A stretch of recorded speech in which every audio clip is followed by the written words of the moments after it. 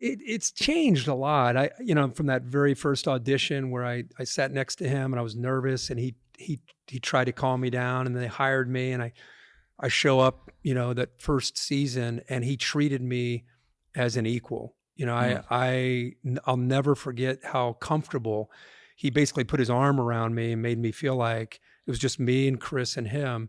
And he was an analyst and I'm an analyst, and we're going to talk about these games. The show was only an hour back then, but just how he made me feel. Where our relationship changed is when, I don't know if you remember the silly Sports Center commercials years ago that we used to do.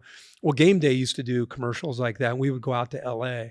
And my life changed from being single when I first was on the show to being married, to then having preemie babies. We had twins that were 2 pounds each. They were born very early.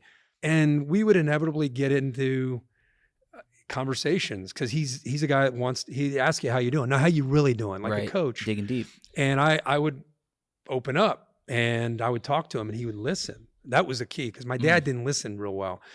He would listen and then he would listen and listen. And then he would give me a thought or two about almost like wisdom that he was giving me.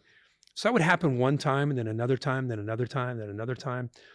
Then it became like something I looked forward to and I needed. Yeah. So I guess like another father figure in my life. And then he had a stroke about 12 or 13 years ago, and he lost his ability to speak and use the right side of his body. And he's worked real hard to get it back.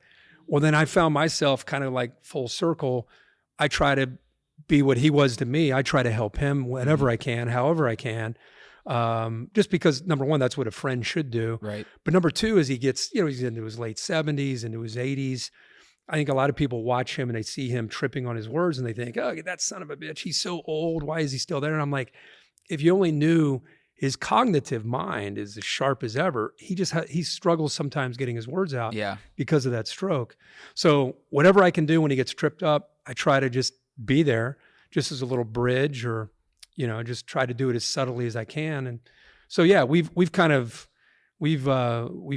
from just one extreme where I'm just looking up at him like, what do I do? Right. To, becoming his equal, I guess, for many years, and now just trying to help him in any way I can.